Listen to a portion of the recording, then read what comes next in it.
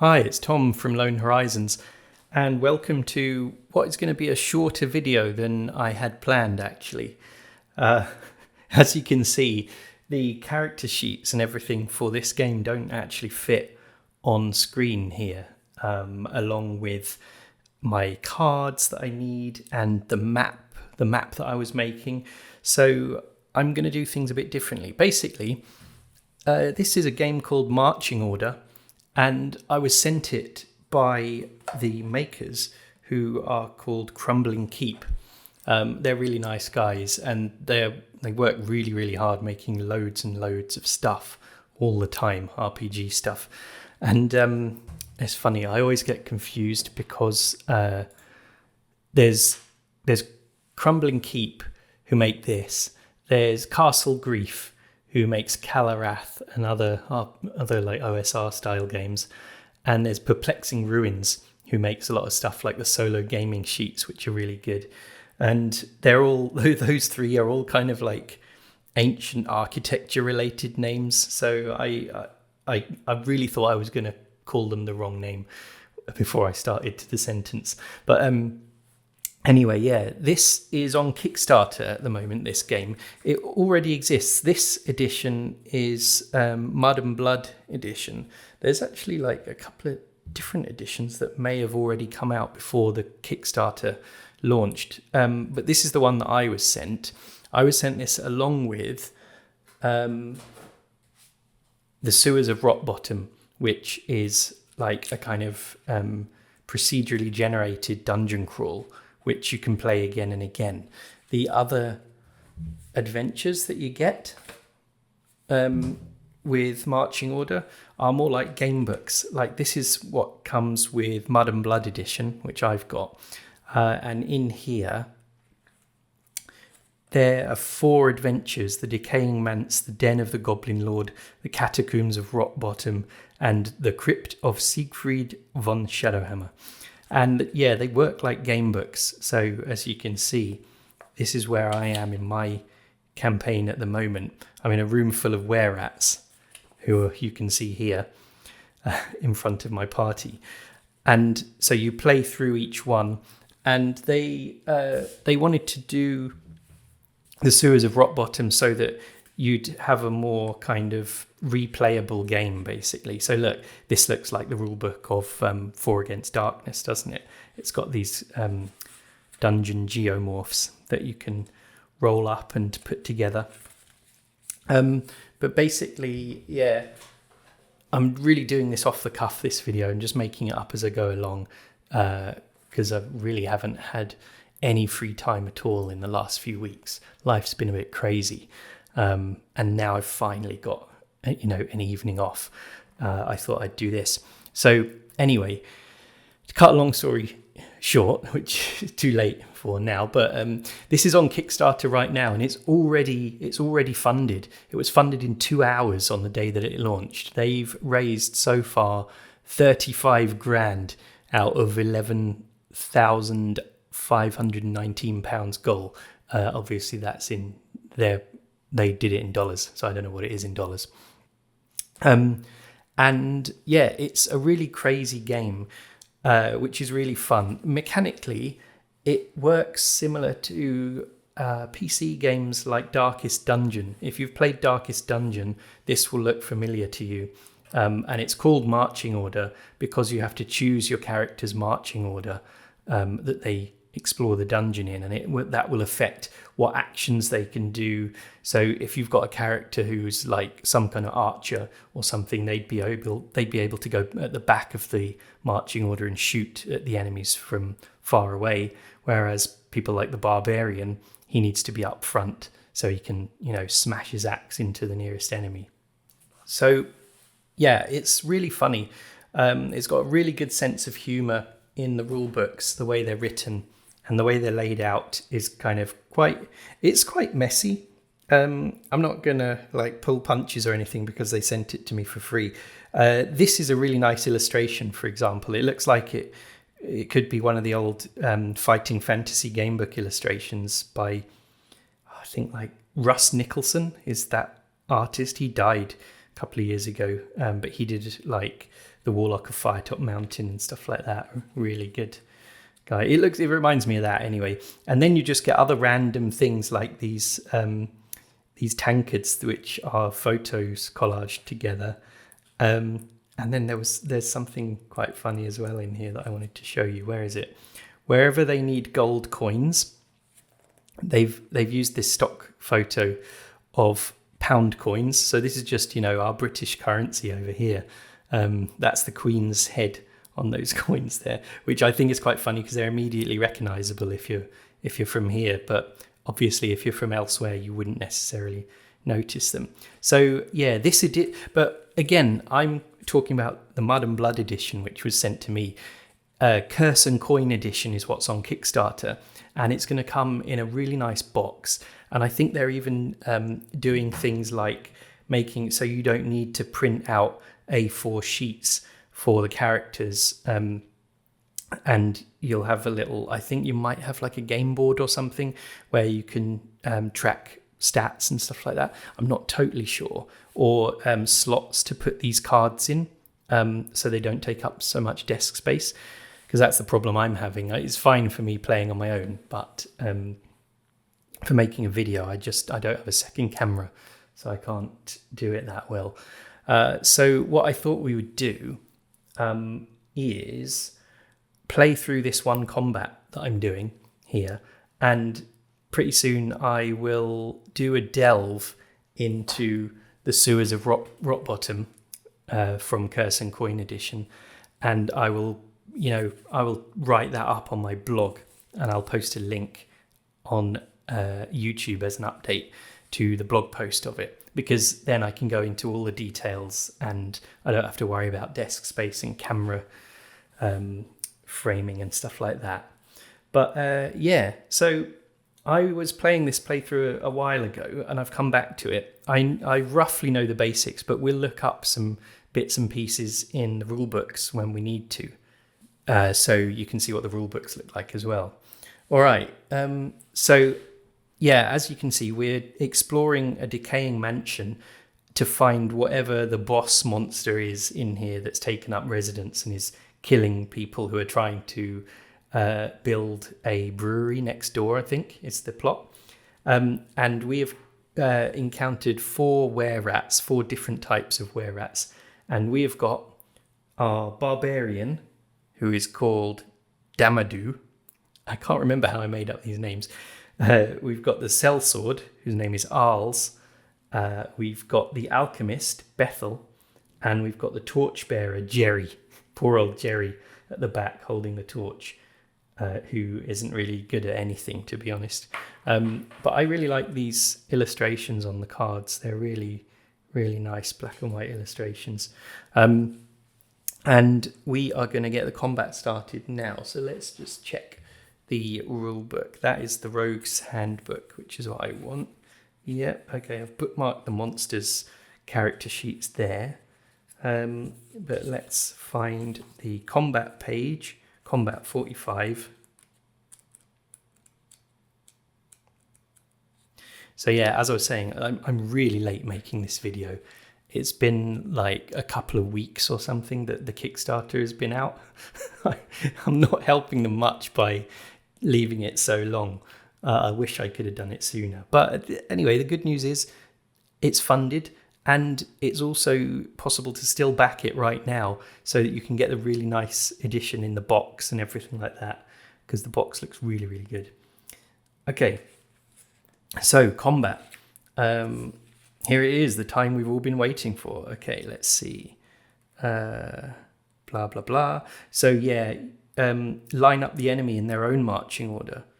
Okay, so the first enemy listed will go in the space directly to the right. Yeah, that's right. So I laid them out in the order they were listed in the book, which is their marching order. Okay, that is fine. All right, this is the battle line. That's where the real damage happens.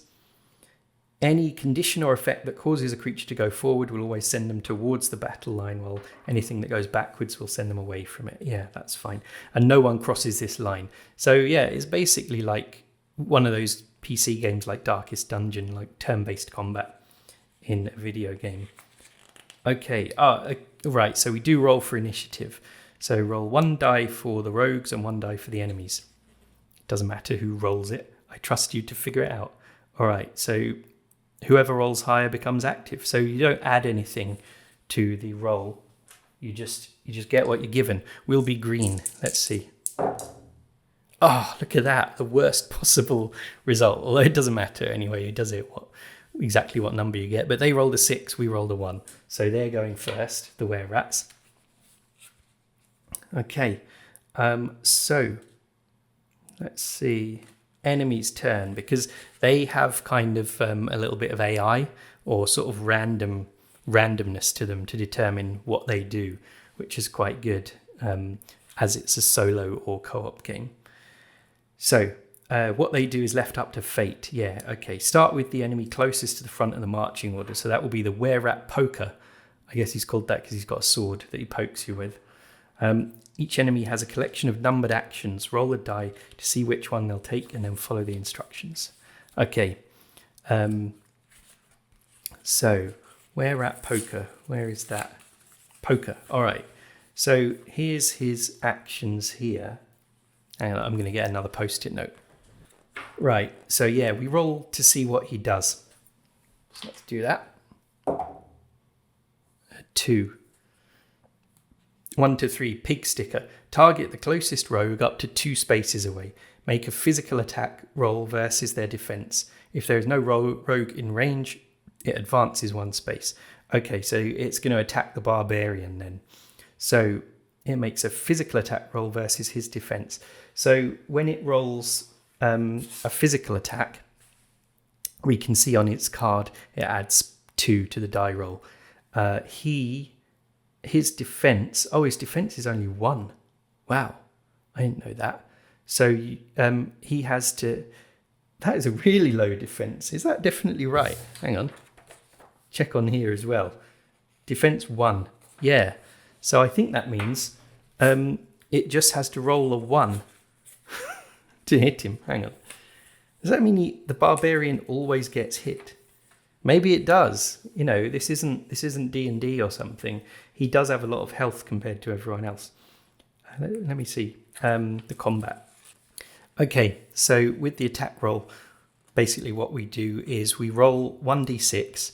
We add his physical stat to it, which is 2.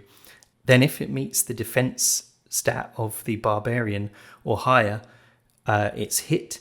And then we minus the barbarian's defense stat from that result and deduct that total as from his health. Right, so let's do it. Okay, so we're going to roll and add 2, so maximum strength. All right, so it gets an 8, so that is a hit. We minus 1 from that, and that's 7, so it's done 7 damage to him. Now his health, I don't know if you can see. I'll move this. His health is 16, so it's basically cut his health in half, almost. All right, wow. So he's on 9 out of 16 health. That is a really bad start to the fight. Okay. And then the other thing that you do at the end of a combat round is everyone has a bullshit die, right? Which our ones are listed here. And when you first make your rogue, you get like a quality and a flaw. And you write the flaw down on the 1 result of the bullshit die and the quality down on the 6. And every round of combat, you roll that bullshit die. And if you roll one of the numbers where you've got something listed next to it, then you do that thing. So the were-rat poker, let's see, bullshit. He's got a 1 and a 6. Let's see what he'll get. A 1. He does get it. So, no, I don't want to change now. Replace the were-rat with a giant rat. So he's transformed into a giant rat. Okay. Wow, that's crazy.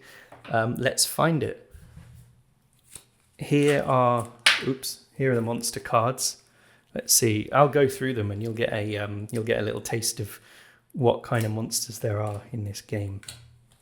Let's see, giant rat we're looking for. Diseased rat, giant rat. Horrible. Okay. Right.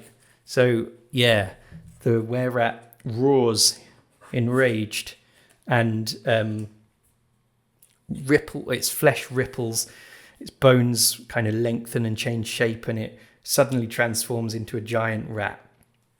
So it now has 3 health. What did it have before? Oh, it had 6 health before. That's great. It's like rat form is worse than its normal form. I guess right now it's in a kind of half rat, half man form. And then the giant rat form is actually worse. But because the now giant rat has taken its turn, we're going to turn it over like that to the dark side of the card just to let us know it's finished its turn. Okay, so now we do the turn of the were-rat dagger thrower. Let's find him. I really hope the barbarian survives this fight. All right, were-rat dagger thrower, and let's roll to see what it does. 4. Oh, for me, target a random rogue. The were-rat steals 1d6 coins from the player controlling that rogue. These coins are gone forever. It's best not to think about what the were-rat did with them. All right, how many coins have we got? We've only got 7 coins left because I spent some stuff in town on my last trip back to town. Okay, well, targeting a random rogue, let's use a d4.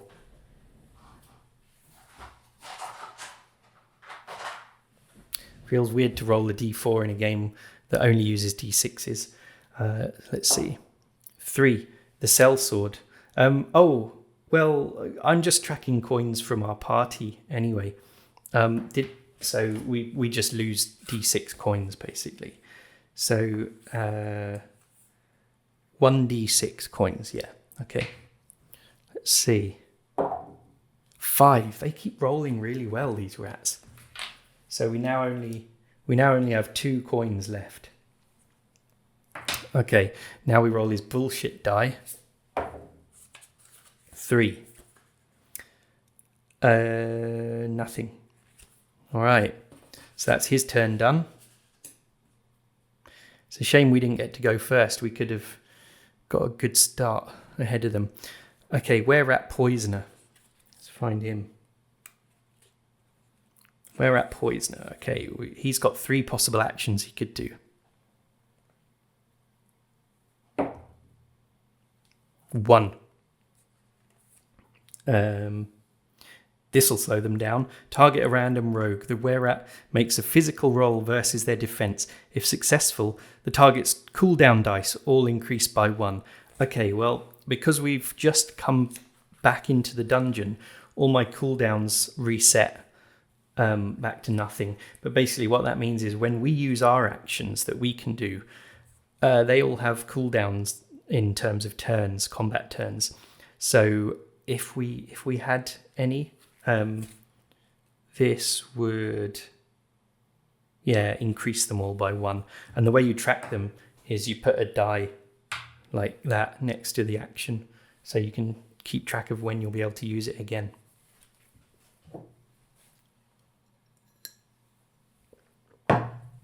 Okay, so we'll roll his bullshit die. 4, probably nothing. Were-rat poisoner? No. They all just have a 1 and a 6 for the bullshit dice. So he's done. Then were-rat mutant. He looks hard. He looks well hard. Here he is. Okay. 6. Bad person, go away. It's called Bad person, go away. Target an adjacent rogue. Well, there's no one adjacent to him. So does that mean he can't? I think that means he can't do it because these rules are really specific. What does it say he would have done? Makes a physical attack roll versus their defense. On a success, they take damage and move to the back of the marching order. If there is no adjacent rogue, the were-rat mutant advances 1 space. Okay. There is no adjacent rogue.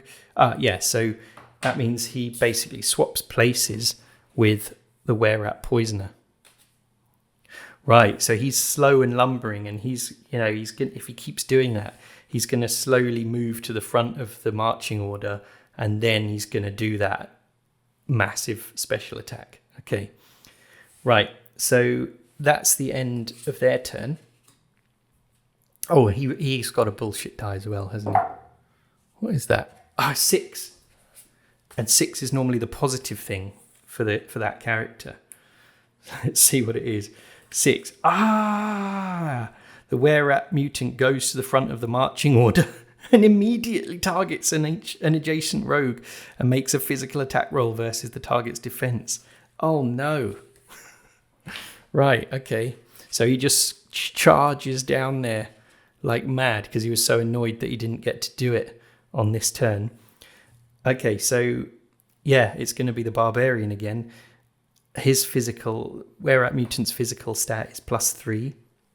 See what he does. Oh, he rolled a 1. So that does hit the barbarian because his defense is 1. And we add 3, so that's 4 damage the barbarian takes. Not great. So 9, 5. He's now on 5 out of 16 health. I don't think we can heal him in any way. No. We can't heal him in the combat. That's a shame. Right, okay. So that's him done. And now it's us. Let's just double check the combat rules again for rogues, because it's slightly different. These guys are called rogues. They're all called rogues. There isn't a rogue class that's like a thief. There is a thief class though. Okay, so yeah, you can do an action, you can do a move, or you can focus, which reduces all your cooldown dice by 1 turn. Or you can try and escape if you're at the back of the team. So, the barbarian, let's check out his actions. So, last time we went back to town, I let him learn a third action by paying quite a lot of gold. So, let's see. Normal. First, you get your basic attack where there's no cooldown for it. There's also this one. I'll see you in hell by Crumb. Target a creature adjacent to you. Make a physical attack roll versus their defense. Damage is doubled for this attack. And then we've got what is best in life. Target an adjacent enemy. Make a physical attack roll versus their defense. In addition, target an adjacent enemy. Make a resolve roll versus their resolve. If successful, they get stunned. So basically, you do such a violent attack on one of the enemies that another one gets stunned. Okay, so let's do this. Try and do the double damage attack. I'll see you in hell. So it just works like a normal attack roll, but we do double damage if we are successful. Okay, so his physical is +3. So is the mutant were-rat's physical. Mutant were-rat has 12 health. Wow. 1! So, okay, 4 in total. And that is, so we've beaten it. And what's the difference? The difference is 1. So we just do 2 damage to it, I guess. So it's now on 10 health. That's a shame. So I'm going to use 2 dice to keep track of its health. So that will be 6, 7, 8, 9, 10. Okay, there we go. Oh, I'm going to be flipping these cards over, aren't I? So maybe I should do it like that. All right. Well, wasn't a great result. The fight isn't going amazingly well. And now let's roll the barbarian's bullshit die. 4, nothing. Okay. So that's him done. Okay, and next up we've got the sellsword. He's got a kind of poleaxe kind of thing, or halberd. Let's see. I think he can attack someone. Yeah, look. Hack and slash. Target a creature up to 2 spaces away. Make a physical attack roll versus their defense. So it's a kind of long-range poking attack with his halberd. And one thing I forgot to do with the barbarian is his cooldown period is starting for See You in Hell. So that is 3 turns. He can't use that for another 3 turns. Okay, so we'll do the basic attack because he's not, for his other one, he needs to be adjacent to the enemy. Okay, so what is his physical? His physical is +1. Let's roll. Whoops. What's that? 4. So he's rolled 5. His is +3. That's 2 more than 3, so he does 2 damage to it. That's good. Okay. So it's now on 8 health. And we'll roll his bullshit die. What is that? 4. Nothing, I think. Yeah, nothing. All right, that's him done. The Alchemist. The Alchemist is quite funny. Her card says, shite. I think she's constantly drunk because some of her abilities revolve around that kind of thing. Okay, so what can she do? I think she can throw something. Let's see. Acid in your eye is her basic attack. Target 2 creatures in the middle of the enemy marching order. So that would be those 2. And that's just a physical attack. So she throws acid on them. She also has number 4. Not number 4. That's 4 there means its cooldown is 4 turns. I found these mushrooms. Target a creature 3 to 4 spaces away from you. Make a +2 physical attack roll versus their resolve. Okay. If successful, they gain the condition high as fuck. That's great. All right. So 3 to 4 spaces away from you. 1, 2, 3. So she could do that one. Let's do that on the Were-Rat Mutant. I just want to focus all our fire on the Were-Rat Mutant because it's so dangerous. So a +2 physical attack roll versus their resolve, not their physical. So its resolve is +2. Okay, so can't see the die. 1, 3. So that is a 3. So we have hit it. And the difference in the number is 1. So, okay, we don't do damage. It just makes it high, I think. So we're going to check. And that lasts 2 turns. Okay. So it is high as fuck. We will find that. They're all in the back, the conditions. Okay, here we go. High as fuck. Am I going to get... I'm not even monetized on these videos, but maybe I better bleep this out whenever I say it. I'll say it one last time. High as fuck. When this creature would take an action, it instead targets a random adjacent ally. That's amazing. For the next 2 turns, make a physical attack roll versus their defense. Amazing. So we've confused it, basically. It's confused. So I'm going to write that down on here.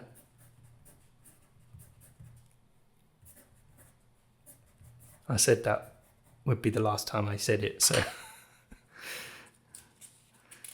just wrote it down instead.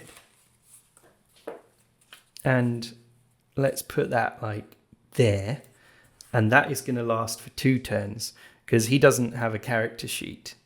So I will just put that there. Only thing is, you have to remember, you really do have to keep an eye on these timer dice, these cooldown dice, and remember to actually turn them over each turn.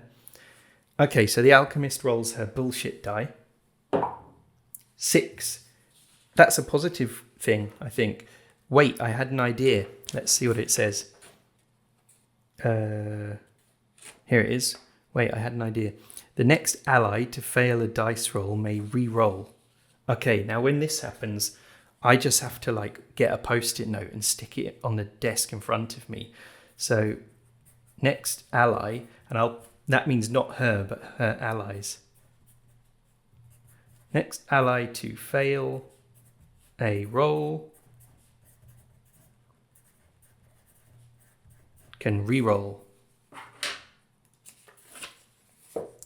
Maybe this is going to be quite a long video, actually,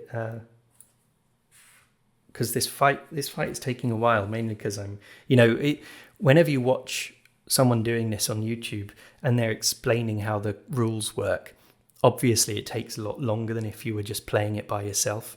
So yeah, I forgot that was how it was going to go. But anyway, it should be a nice length video. Yeah, okay, so that's the end of her turn. She's done. And then we've got Jerry the Torchbearer. What can he do? Probably not much. Oh, he can throw a stone. Target one creature up to 3 spaces away. That's not good enough, sorry. He can't throw it. He needs a stronger arm. Or he can do, I'm a helper. Target an adjacent rogue, the alchemist. That rogue gains the condition inspired. Let's just do it, because why not? He can't do anything else. So, yeah, the alchemist is going to be inspired. It says inspired +1, 2 turns. Okay, so I'm going to write that on here. Inspired +1. Then I'll use another die. See, it's good we bought all these cheap D6s for Wallet Dungeons the other week. Okay, inspired, 2 turns. Let's check what it does.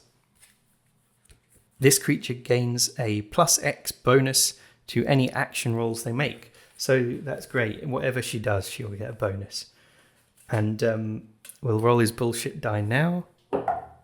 3, I don't think that's anything. No, that's nothing. And that's the end of his turn. Okay. And so now we go back to the rats. The rat boys. Okay, so remember, the mutant were-rat has this condition. So he is going to target an adjacent ally and fight them. I'll just roll this d4 and we'll re-roll it if it's a 1. It's a 1. Okay. Oh, what is? I can't even bloody see that. 3. So it's the were-rat dagger thrower. It's going to target. Okay. Its physical is 3, and the dagger thrower's physical is 1. So 3 + 3, 6. It hits for 5 damage, killing the were-rat dagger thrower. Okay. And I think I'm going to just put him up there. I'm not sure if the were-rat poisoner automatically moves up. I don't think he does. I think that means there's a gap there, and he will have to use a move to move up. Same with anyone on our side as well. Okay, so that's him done. Then we've got the giant rat. Let's see. Because we've got to check what it's going to do, because the giant rat is not high like the other guy. Oh, giant spider. Yeah, the giant rat wasn't there when I bookmarked the page, was it? Are these in alphabetical order? Yeah, they are. Giant rat. It's like 2 pages back. Okay, let's see what it does. 6. Skitter scatter. The giant rat switches position with a random ally. Okay, so let's roll. That's 1 to 2. That's 3 to 4. 1. Okay. Well, that's good. So now the were-rat mutant is not able to do its normal attack. Oh, and it's still high anyway, isn't it? Okay. That's fine. So it just does that, and then it needs to roll its bullshit die. 5. Which is nothing. Okay, great. So yeah, so they both need to be turned over. And then we've got the were-rat poisoner last. Let's see what he does.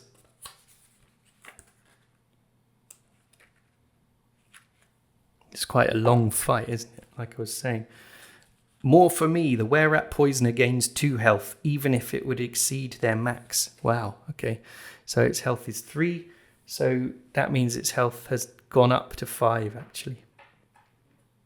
But that's all it does, unless it gets the bullshit die. 1. Oh yeah, this will slow them down. Target a random rogue. The were-rat makes a physical roll versus their defense. If successful, the target's cooldown dice will increase by 1.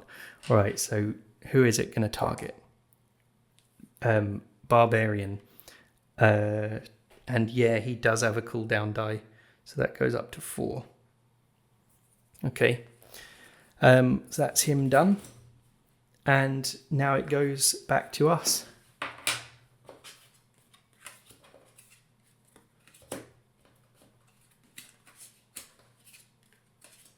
I think these are some quite hard enemies we've found. If this was like the first room of the dungeon, it wouldn't be this long and difficult.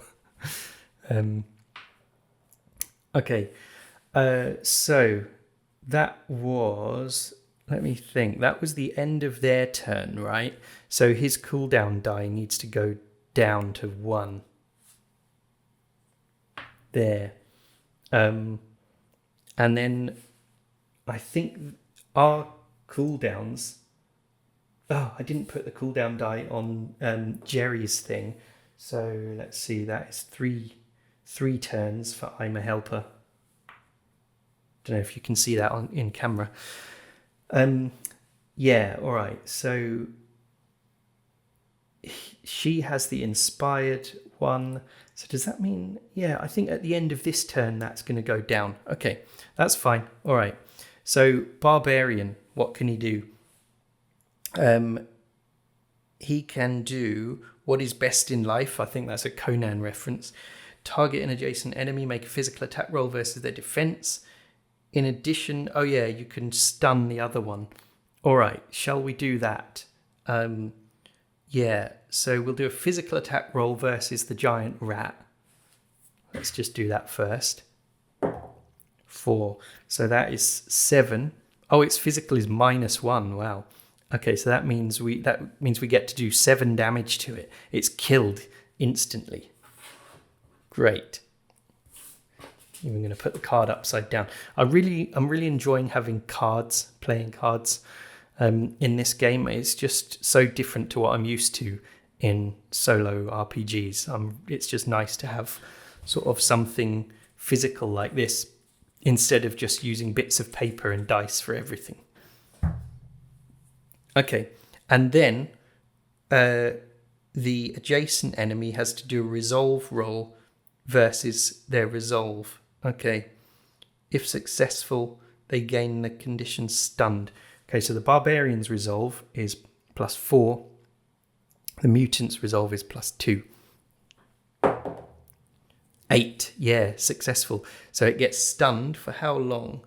1 round. Okay, so it is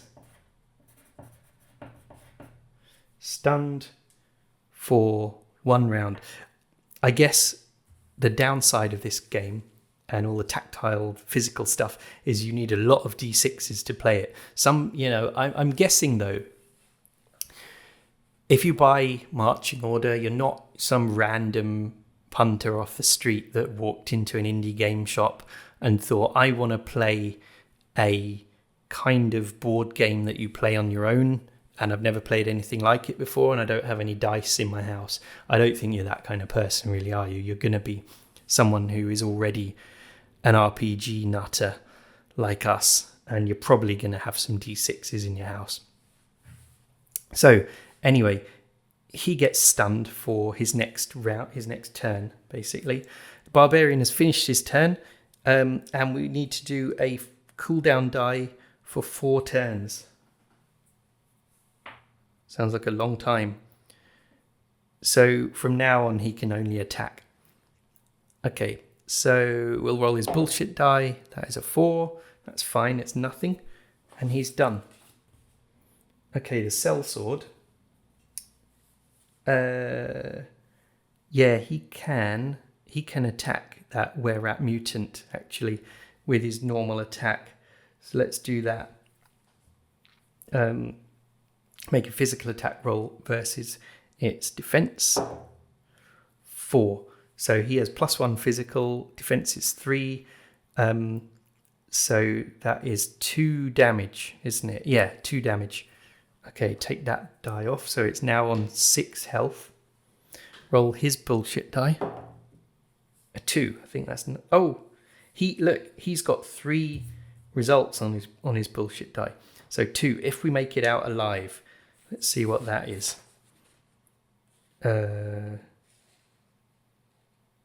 If we make it out alive, I swear I'll kill you for this. Target a random ally. That creature makes a basic attack against you, even if you could not normally be targeted by that attack. That's weird. All right. So who's it going to be? Let's say 1. Oh, and that's him, isn't it? So 1, 2, or 3.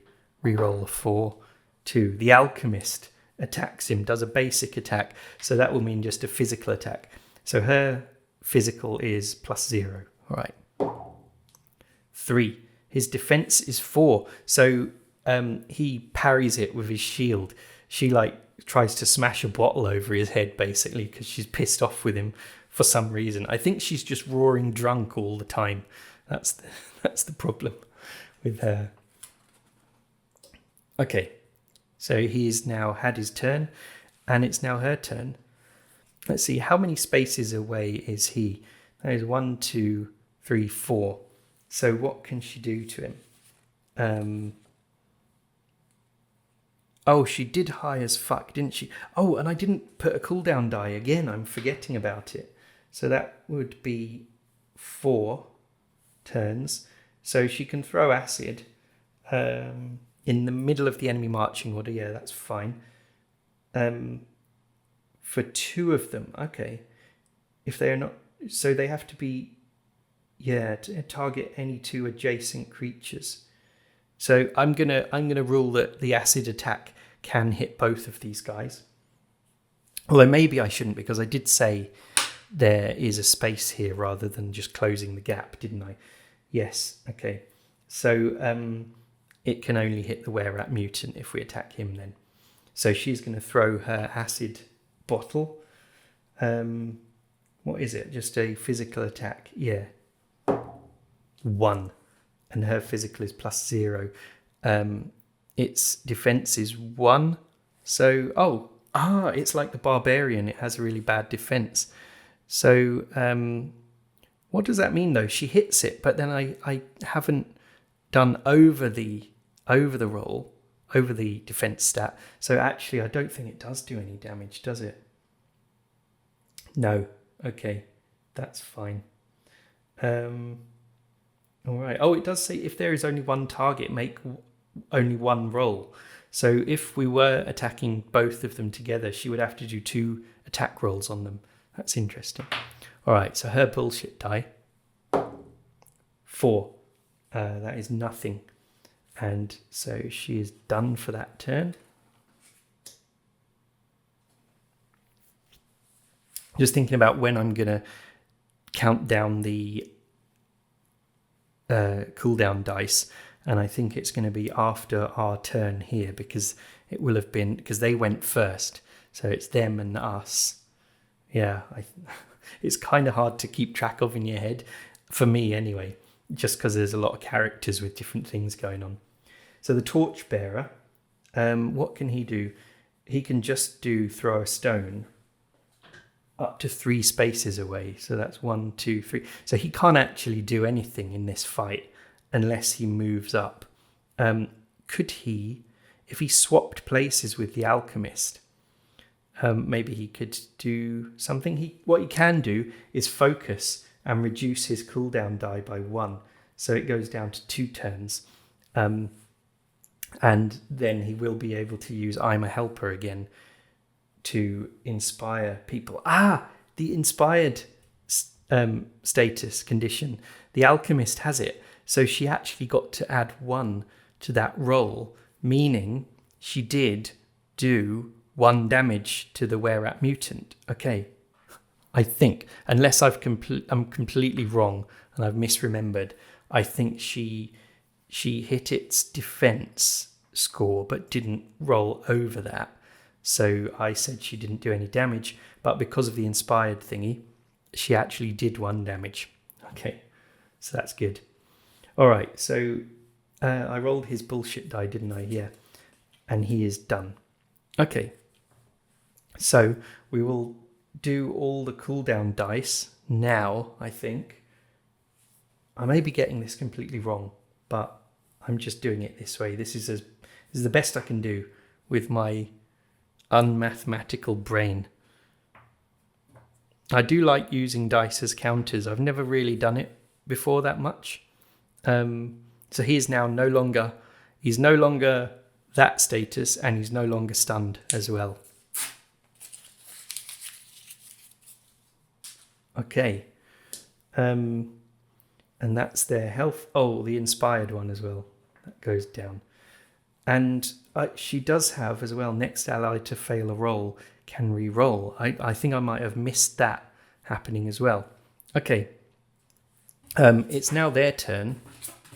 Let me see what it says about enemy movement, because they need to move into the next spaces there.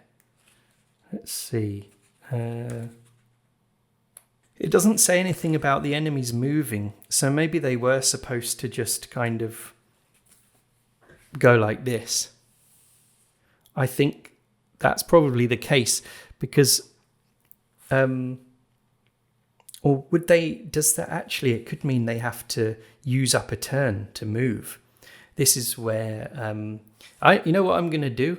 I'm not going to rule it myself, because this if they have to, like, because he's there and he's there, if they both have to move all the way there, then that's actually gonna use up all their turns for a couple of combat rounds, and it would make it really easy for me. I think I am actually going to rule that that's not the case, and they can just do that. Okay, so the Were-Rat Mutant is back in action now. He's got 5 health, and he's going to attack the Barbarian. Let's see. 1. Okay, so that's a 4. His defense is 1, so it does 3 damage to him. Let's see. Oh, he's on 5 health, isn't he? So he's now only got 2 health left. Let me see if we've got any items. Oh, he's got a healing potion. Well, he's definitely going to use that next turn if he's still alive. Alchemist's Fire we've got. So we actually do have some useful stuff we can use. Okay. Right, so he attacked. We'll roll his bullshit die 6. That was something that was really good, actually, wasn't it? I think he might be about to kill the Barbarian with that. Were-Rat Mutant. 6. Yeah. He's done that again. He runs to the front of the marching order and immediately targets an adjacent rogue and does another attack. So he gets a free attack. Oh, this could be really bad for Damadou. What is that? 6. Of course he rolls a 6. And he adds 3 to that, so that's 9. So I think he's killed him. Let's just check. There is a death section in here somewhere. Oh, I forgot about the healing potion. That's so stupid. But you live and learn, or you don't live. In the case of the Barbarian. Let me see, where is death? 51. I think he just dies. Oh, is it here? Yeah, it's here. It's just they got the page number wrong. Okay, if a rogue runs out of health, they're dead. There ain't no saves or stabilizing checks. There's only an unending darkness, or perhaps eternal fiery torment, depending on what you believe. Now it's possible to bring a rogue back if you got the coin and anyone makes it out alive to Rotbottom. The rogue will come back with all their stats and abilities, though all their gear has been plundered. Okay. Of course, it might not be worth the cost those priests charge for it. All right, so he can be resurrected if we can afford it later. So he is gone. He is dead. He is an ex-barbarian. Okay, we'll remove him from play, and then I'll move these guys up a bit. Okay, so what's left? We have got, he's had his turn, so he's done. And then we've got the Were-Rat Poisoner. What is he going to do? Oh, I just accidentally picked up the die. I didn't see what it rolled. 2.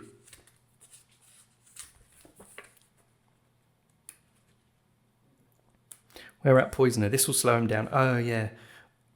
Do a physical roll versus someone's defense. If successful, their cooldown dice will increase by 1. All right. So target a random rogue. 1, the torchbearer then. Do a physical roll against their... Was it against their defense? It was, wasn't it? His defense is 1.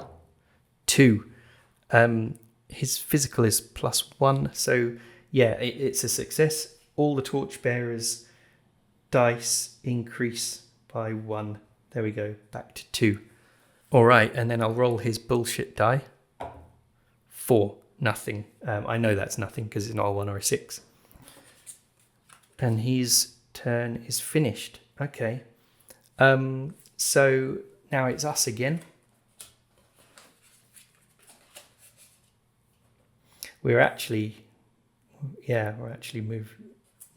taking the place of the barbarian there. Okay, so that means the sellsword will be first. And let's check again. Here's one. Target. Always keep a knife in your boot. Target an adjacent enemy. Make a physical attack roll via their defense. The creature suffers half damage. You may also take the hack and slash action. Okay, so basically, I think this attack means he can target someone with his poleaxe or whatever it is 2 spaces away, and then he pulls a knife out of his boot and stabs at the one in front of him as well. So that's great. So we'll do the knife boot attack first for half damage on the were-at mutant. 2. Physical is +1, so that's 3, and his defense is 1. So he does 2 damage normally, but 1 because it's half. So that is 5, 4. There's a cooldown for that ability, so let's put that on. That is 2. And then he gets to do his normal hack and slash attack on the were-at poisoner. Physical attack roll versus his defense, a 6. +1 is 7. His defense is 1. So that's 6 damage. He is killed straight away. So it's very sort of like, it's not sort of like, 1 hit point taken off one guy and then 1 taken off another one here and there and stuff. Things can, the tide of battle can turn very quickly in this game, I think. Okay, so he's rolled a 2 for his bullshit die. That is something. Okay, it's that one again. If we make it out alive, all right. I swear I'll kill you for this. So a random ally is going to attack him. Okay, so that I don't need that, do I? 1 to 3 will be the torchbearer. 4 to 6 will be the alchemist. 5. So the alchemist is going to attack him, and she gets +1 to this attack because she's inspired. She really. It was the same thing happened before, didn't it? I said she tried to smash a bottle over his head. She really has it in for him for some reason. Okay, here we go. Physical attack roll. 2 + 0. His defense is 4. So the same thing happens. He just lifts his shield up and the bottle smashes on the shield. Okay, so he is done. And let's see. The alchemist is next. And so what can she do? I think so. She can do the acid in your eye attack again. Okay, on the were-at mutant. 2. Physical +0. Its defense is 1, meaning she does 1 damage. That's better than nothing. It's really tough though, that monster, isn't it? Her bullshit die. 2. Oh, curses, it's all dried up. What's that?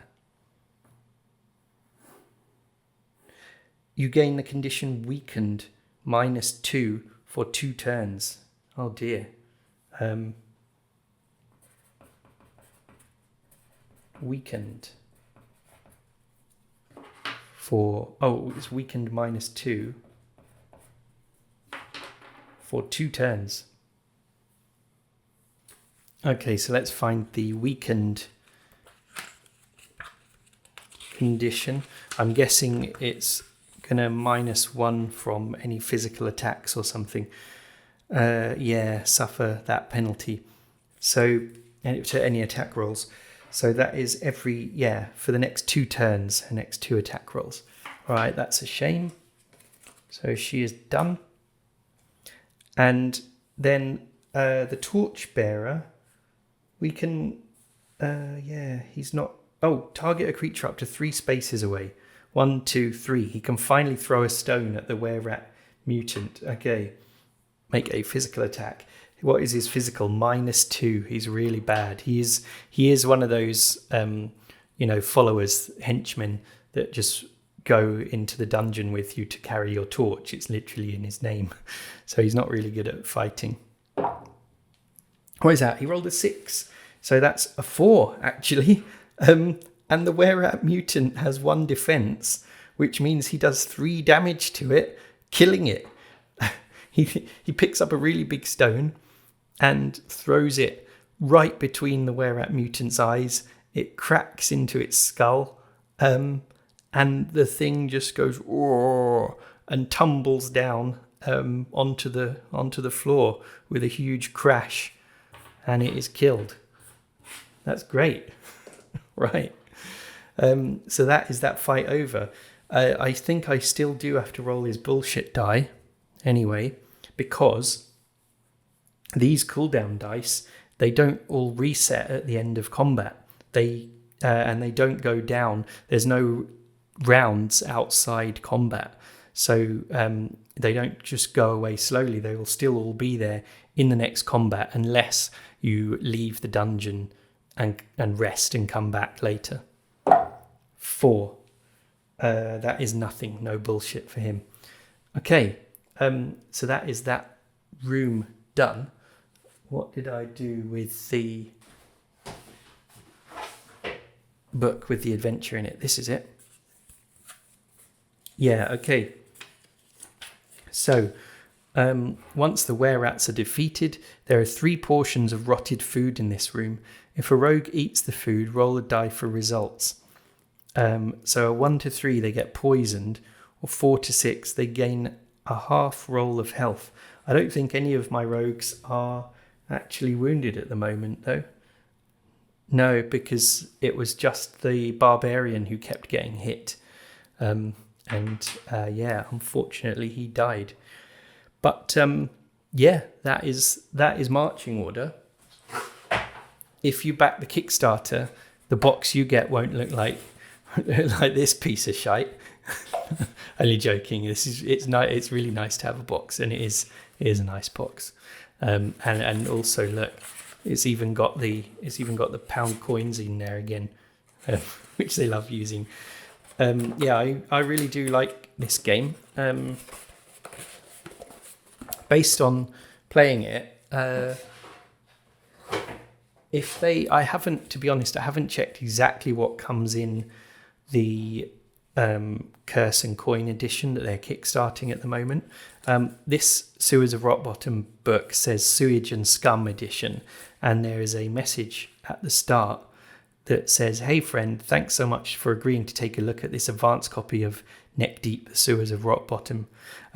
This is a message aimed at people like me who they've sent this to in advance. So this is probably quite different to what you get once the Kickstarter arrives in your letterbox. Oh, look at that. That's nice. As I was saying before, you get the procedurally generated replayable Sewers of Rotbottom, and you may get, probably depends like how much you back it for. Not that. This, the Delver's Guide, which has those four different dungeons in it, which work like game books, which are quite fun.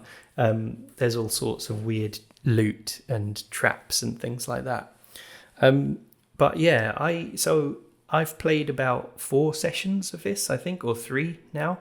And yeah, the good thing about it is if you're not feeling particularly creative one night and you want a sort of more procedural game to play, it's like playing 4 Against Darkness is the one I have the most experience with. One of those procedural dungeon crawlers rather than role-play games. Like, you could play this with another player, you could play it with 4 of you and control one rogue each, and it would be really fun, but you wouldn't need to do much role-playing really, because you can't sort of negotiate with the monsters. They'll just attack you and you kill them and loot them, and that's that.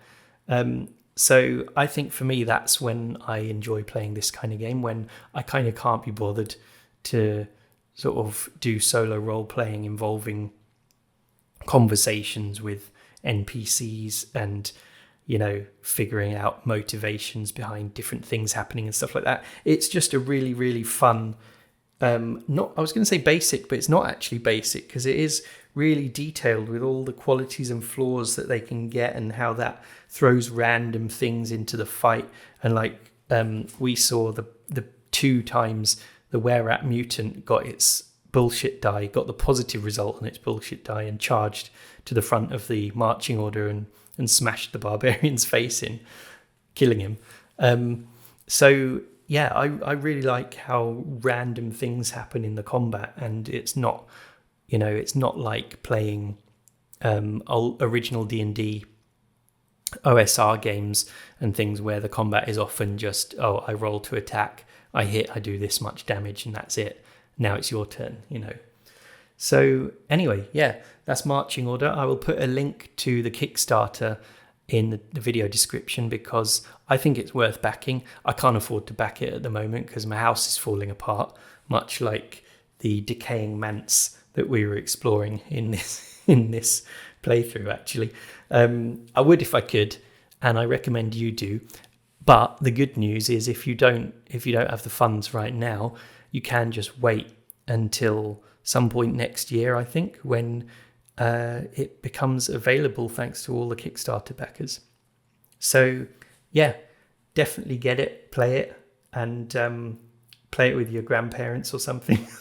Don't know why I said that.